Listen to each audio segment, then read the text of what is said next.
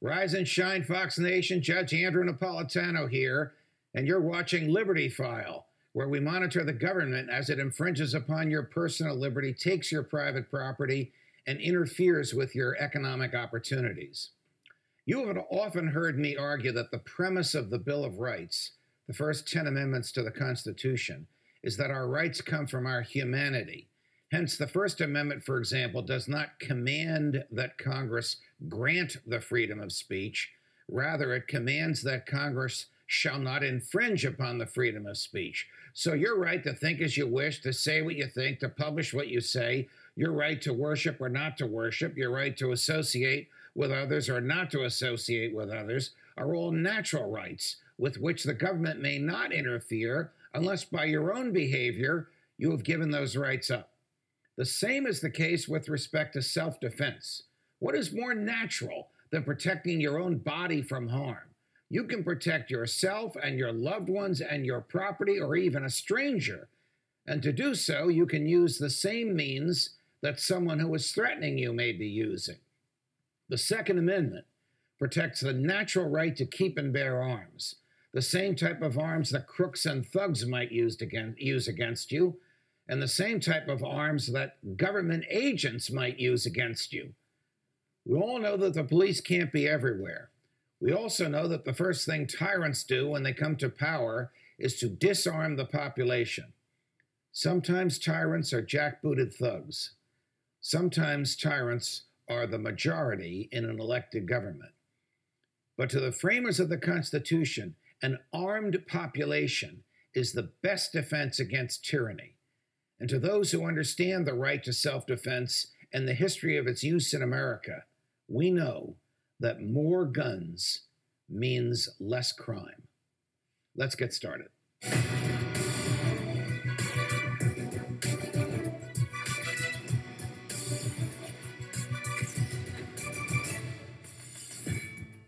Joining me now from Washington to discuss all of this is president of the Crime Prevention Research Center and the author of The War on Guns, Arming Yourself Against Gun Control Lies, and a longtime friend of mine, and one of the smartest people I know, certainly on the Second Amendment, John Lott. John, it's a pleasure. Thanks for joining us.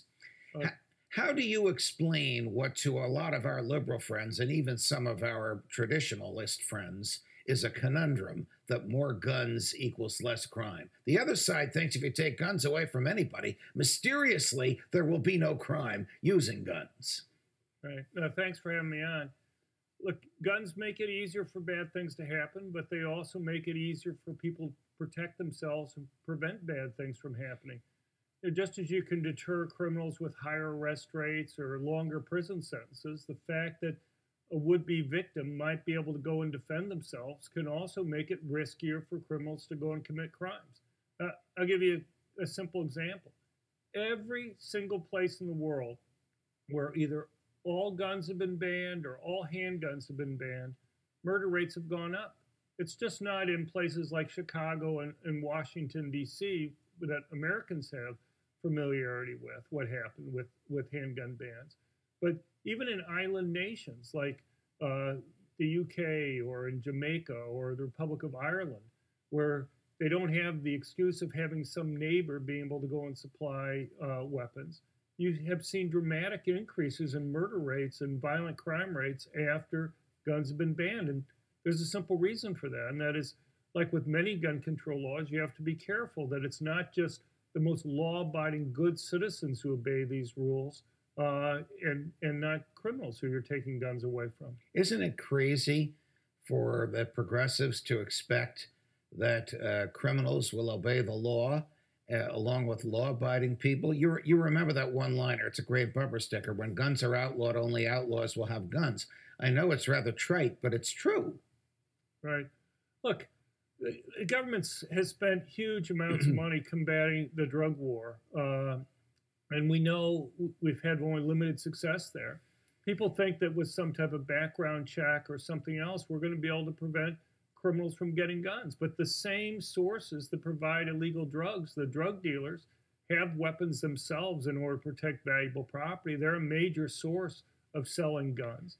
You're going to be just as successful in stopping criminals from getting guns as you've been in terms of stopping them from getting illegal drugs. Are there statistics on the number of crimes that are interrupted when the potential victim suddenly pulls out a gun, whether in the home or elsewhere?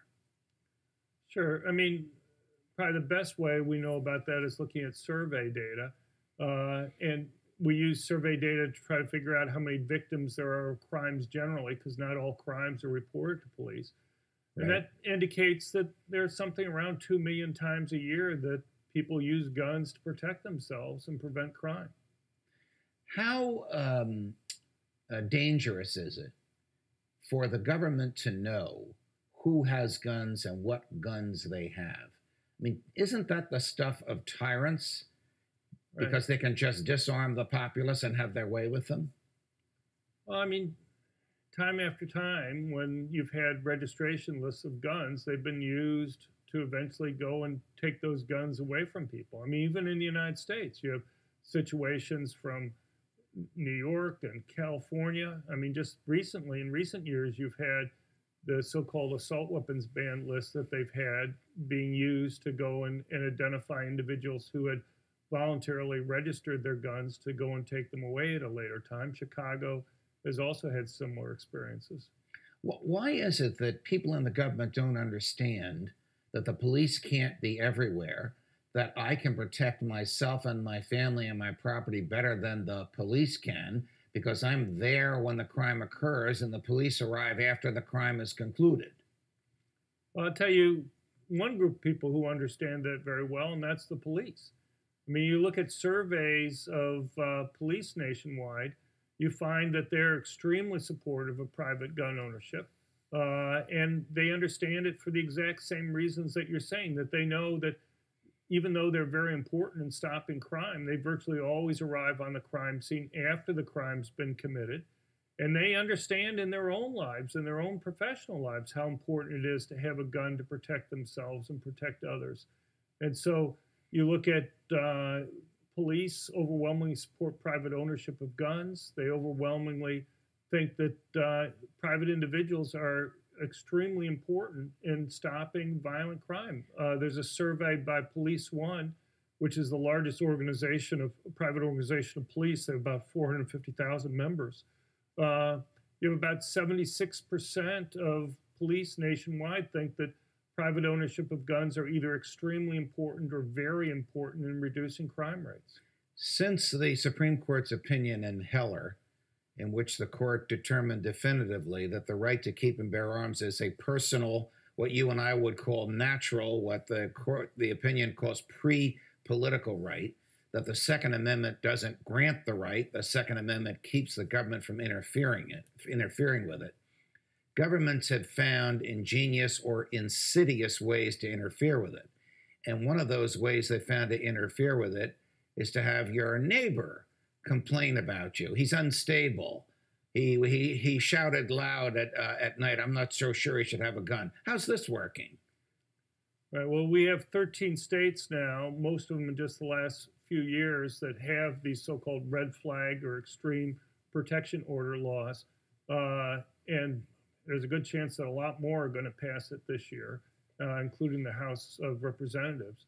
And, you know, it's kind of like the Minority Report movie with Tom Cruise, where they're trying to guess whether somebody is going to be committing crime.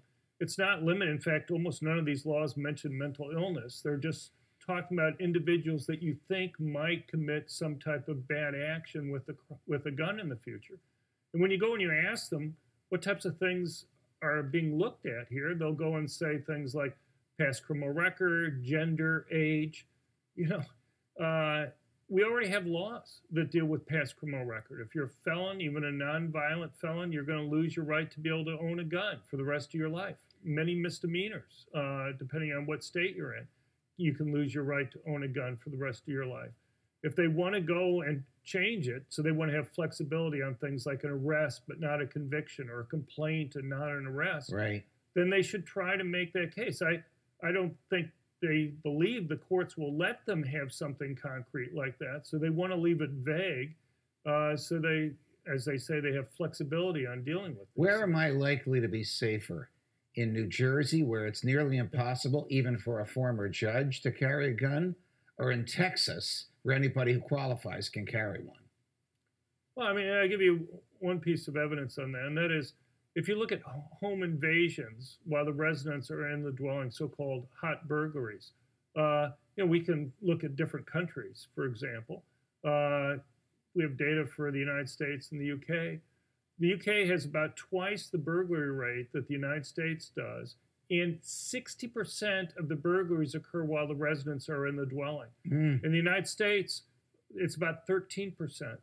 And you look at surveys of burglars asking them, why do you spend the amount of time pacing a home before you break in? American burglars spend about twice as much time as their British counterparts. And the number one reason that they give is that they're worried about being shot. And by trying to make sure nobody's in the home before they break in is one way of trying to protect themselves from that risk. John, I always learn a lot whenever we chat, but I learned today that there are polls of burglars. Oh, gosh. Thank you very much. Always a pleasure, my friend. We'll do it again soon. Great talking to you. Thank you.